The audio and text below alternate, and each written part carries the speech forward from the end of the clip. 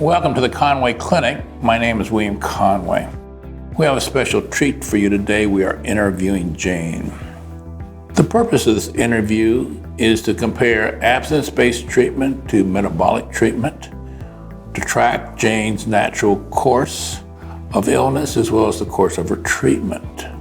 We also would like you to understand her suffering and her successes as well as her soul. Understand my methods. We are using the classical method used in internal medicine of the bedside interview. You will hear Jane speak of her disease. It is a privilege. To protect her anonymity, the history of present illness and the past medical history may be intentionally sketchy. The psychosocial history will show nothing intrusive or voyeuristic. As the interview progresses, I may at times digress to give a teaching point. I will also occasionally use the generic term buprenorphine instead of the word Suboxone, which Jane is familiar with. I will introduce Jane. She's middle-aged. She's intelligent and well-educated. She's employed in a profession of significance. She has access to the best medical care, and she is a devout Christian whose life is a testimony to her goodness and faith. During the years I've known Jane, her soul shows a refreshing and uplifting optimism. In an organized mind, she's a global thinker with insightful analysis. We may bring her back again in a few months to discuss more thoughtful and philosophical issues, but today Jane is simply going to tell us about her illness, her treatment, her suffering, and her success. Jane, when did your illness begin? Approximately 20 years ago, I had dental treatments. He started prescribing me pain medication. It kind of started from there. Every year I would get bronchitis, and they would prescribe me cough medicine with codeine in it. Just different things off and on through the years. And I realized I had a little liking to it. You used nothing illicit until your dentist introduced you to hydros. Yes, I haven't used anything but that. What was it like when your doctor took you off the hydros? At first, it didn't bother me, but then it just, I just knew I had this in the back of my mind. I just really liked it. I just really liked it a lot. So if anybody in the family had a prescription for pain medication or cough medicine, anything with codeine in it, I really liked it. I really liked it. Did things progress? Yes, it did. It really started progressing about 10 years ago.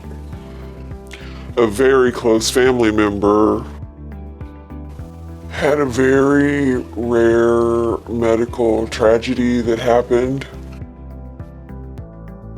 I started self-medicating to deal with it. I started self-medicating a lot to deal with it. It just progressed from there. It got worse and worse and worse. I was chasing the high every day, and probably up until finally there was a family member that sat me down and said, "I think you got a problem." I opened my eyes and I got on the internet, and I found you about 5 years ago. I called and left you a message, and you called me back the very same day. And you had me come in, and I came in, and you let me take some Suboxone that very day. Within 15, 20 minutes, I can't even describe it. It was immediate. I felt better. I didn't have the withdrawals. It gives you flu-like symptoms when you have, withdrawals. Then it just started from there. I've been seeing you ever since. We've had you on the same 16 milligrams for, 6.5 years? Or 5.5 years, 5.5. excuse me. Have you been stable? I've been very stable. Have you suffered at all with this treatment? No. Have you had any complications on your 16 milligrams of buprenorphine? No. Have you had any relapses on your 16 milligrams of buprenorphine? No. None. Have you had any cravings or compulsions on your 16 milligrams of buprenorphine? I have not. As time passes, as months passes and years passes, do you have a sense that your vitality is improving? Yes, absolutely. What Jane describes for us is kind of the typical course of effective treatment for metabolic disease. It's been our clinical experience that the dose often remains stable for a long period of time. People do get enhanced vitality as years pass. This is also seen with levothyroxine. This is also seen in effectively treated intensive diabetes with insulin. Do you believe you have a disease? Yes, I do. I think we can make this a little bit shorter. We don't have to talk forever. We can have fun and be philosophical later. What final messages would you like to give this audience? Okay. I've always said Suboxone is my bridge to recovery.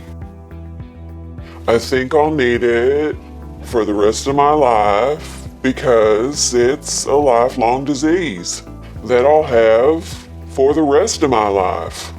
And I told you this before, you saved my life. That's all I can say. It's a lifelong disease and I'm gonna have to be on Suboxone for the rest of my life. I thank you for those comments. For the record, I did not ask you to say that, did I? No, you did not. Okay. Thank you very much. May peace be with you. We're done.